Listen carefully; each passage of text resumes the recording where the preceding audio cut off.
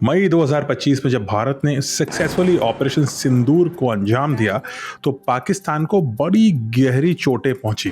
पहले तो उनके टेरर के नेटवर्क डिस्ट्रॉय हो गए, फिर उनके आर्मी के एयरबेसेस डिस्ट्रॉय हो गए और सारी दुनिया के सामने पाकिस्तान की आर्मी की इनकॉम्पिटेंस बिल्कुल जग जाहिर हो गई। तो भाई पाकिस्तान के जो पॉलिटिकल लीडर्स थे उन्होंने कहा भाई हमें बचाने के लिए कुछ तो स्टोरी बनानी पड़ेगी। तो उन्होंने पाकिस्तान की मीडिया और सोशल मीडिया पे एक गजब कहानी गढ़ डाली और वो कहने लगे कि भाई हमने तो भारत का एक राफेल गिराया। जब एक राफेल की स्टोरी बहुत अच्छी नहीं लगी तो कहा 2 गिराए, फिर बोला 3 गिराया और फिर 4 गिराया। मतलब नंबर बढ़ते जा रहे हैं हर हफ्ते के हिसाब से। मतलब पाकिस्तान का एक ही मोटो है कि भाई सपने देखो शेख चिल्ली जैसे, और जब देखो शेख चिल्ली के सपने तो पूरे जिले में घोषित कर दो। लेकिन शेख चिल्ली के सपने सच नहीं होते। तो चलिए जानते हैं कि क्या हकीकत है ऑपरेशन सिंदूर की और किस वजह से ऑपरेशन सिंदूर एक मास्टर क्लास है मॉडर्न एरियल वॉरफेयर और एनिमी के डिसेप्शन के बारे में। तो जो लेटेस्ट इंफॉर्मेशन आ रही है उससे ये लगता है कि पाकिस्तान ने ये सपने एक्चुअली खुद नहीं देखे। पाकिस्तान को ये झूठे सपने भारत ने ही दिखा डाले और ये डिसेप्शन भारत ने कैसे अचीव किया इस पर चर्चा करते हैं। ये सारा खेल है एक ट्रेमेंडस मिलिट्री प्लानिंग का और एक बहुत ही विशिष्ट टेक्नोलॉजी का जिसका नाम है एक्स गार्ड। ये एक्स गार्ड क्या है? एक्स गार्ड को समझने के लिए एक चीज जानना जरूरी है कि आखिर फाइटर पायलट्स या मिसाइल्स किसी टारगेट को कैसे लॉक और शूट डाउन करती हैं। तो देखिए, जब कोई एयरक्राफ्ट उड़ता है तो उसका एक रेडार सिग्नेचर होता है। ये एक इलेक्ट्रोमैग्नेटिक वेव होता है। जिस प्रकार से आपका फिंगरप्रिंट होता है वैसे ही रेडार का एक सिग्नेचर होता है हर प्लेन का, जो बताता है कि प्लेन की टाइप क्या है, प्लेन किसका है, किस डायरेक्शन में जा रहा है और उसकी हाइट वगैरह क्या है। जब रेडार को ये लगता है कि ये टारगेट एक्चुअली इसके दुश्मन का है तो वो मिसाइल को लॉक करता है और लॉन्च करता है और फिर गाइड करता है उस प्लेन तक। लेकिन आप जरा ये सोचिए, अगर उसी रेडार को एक ऐसा सिग्नल भेजा जाए जो हूबहू बिल्कुल एक असली फाइटर जेट जैसा लगे तो रेडार बिल्कुल कंफ्यूज हो जाएगा और शेख चिल्ली के सपने वो खुद देखना शुरू कर देगा। और यही काम करता है भारतीय वायुसेना के राफेल में लगा हुआ एक्स गार्ड। राफेल में लगा ये एक्स गार्ड एक फाइबर ऑप्टिक डिकॉय है जो एयरक्राफ्ट के इलेक्ट्रॉनिक डिफेंस का एक बहुत ही अहम हिस्सा है।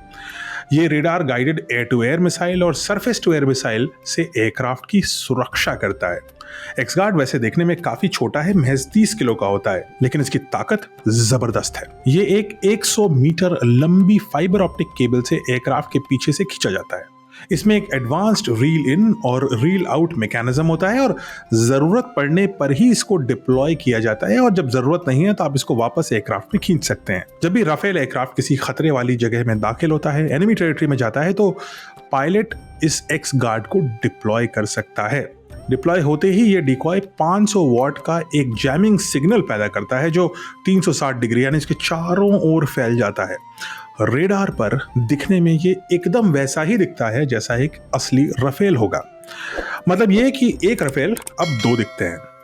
ये रेडार सिग्नल्स को मिमिक करता है ताकि दुश्मन का रेडार असली और नकली में बिल्कुल फर्क नहीं कर पाए और पाकिस्तान के रेडार ऑब्वियसली ये फर्क नहीं कर पाए। ऑपरेशन सिंदूर में इसी सिस्टम ने कमाल कर दिखाया। पाकिस्तान ने अपने made in China PL-15 missiles और made in China JF-17 jets को तैनात तो किया, लेकिन उनको ये नहीं समझ में आया कि असली राफेल कौन है और एक्स गार्ड कौन है। तो मतलब ये ट्रेनिंग दी नहीं गई कि असली और नकली में फर्क क्या होता है। तो एक्चुअली उन्हें शायद पता ही नहीं चला होगा कि जिस टारगेट को वो लॉक इन कर रहे हैं वो एक्चुअली एक डिकॉय है, 30 किलो का एक्स गार्ड है, राफेल है ही नहीं। और इसी वजह से जब उन्होंने उसमें PL-15 मिसाइल को टारगेट किया तो भाई 30 किलो के टारगेट को एक मिसाइल डिस्ट्रॉय नहीं कर पाती, वो बहुत छोटा है। तो ये मिसाइल जाकर के गिर गई है खेत में और इसीलिए हमें रिकवर हुई थी पाकिस्तान की PL-15 की अनस्पेंट अनएक्सप्लोडेड मिसाइल्स खेतों में। यानी कि एक्स गार्ड ने ना सिर्फ राफेल की रक्षा करी बल्कि दुश्मन की मिसाइल को भी बेकार कर दिया। यानी पाकिस्तान के लिए खाया ना पिया, गिलास तोड़े 12 आने। जब भारत ऑपरेशन सिंदूर कर रहा था तो पाकिस्तान की मिलिट्री और यहाँ तक कि उनके डिफेंस मिनिस्टर बार बार अनाप शनाप क्लेम कर रहे थे कि उन्होंने इतने जेट गिराए, उतने जेट गिराए। और जब भी उनसे पूछा जाता था कि भाई एविडेंस कहाँ है, तो बोलते थे evidence is all over social media. 5 fighter jets shot down. Where's the evidence for that, sir? It's all over the social media, or Indian social media, not on our social media.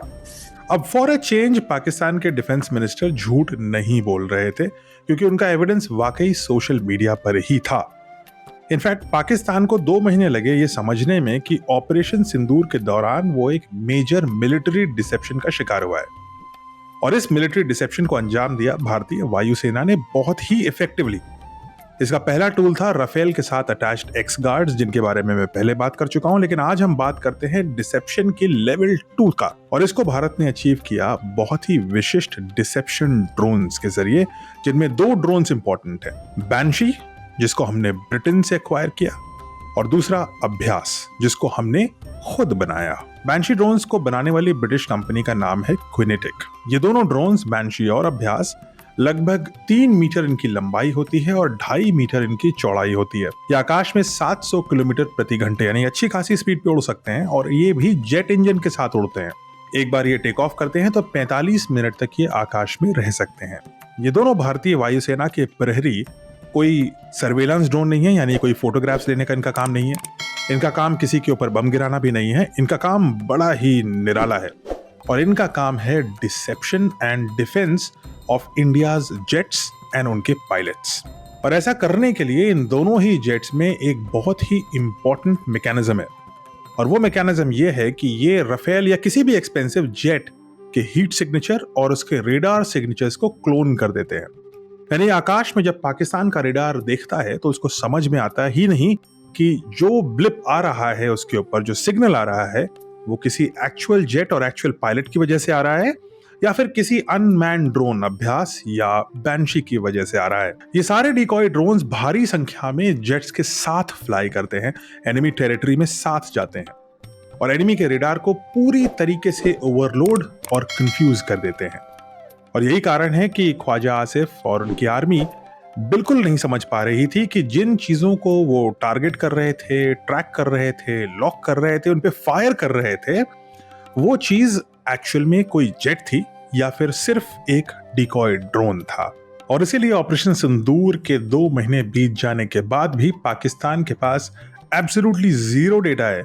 उसको खुद नहीं पता है कि exactly वो किसे target और destroy करने की कोशिश कर रहा था। ड्रोन था, या राफेल था, या मिराज था, या सुखोई था।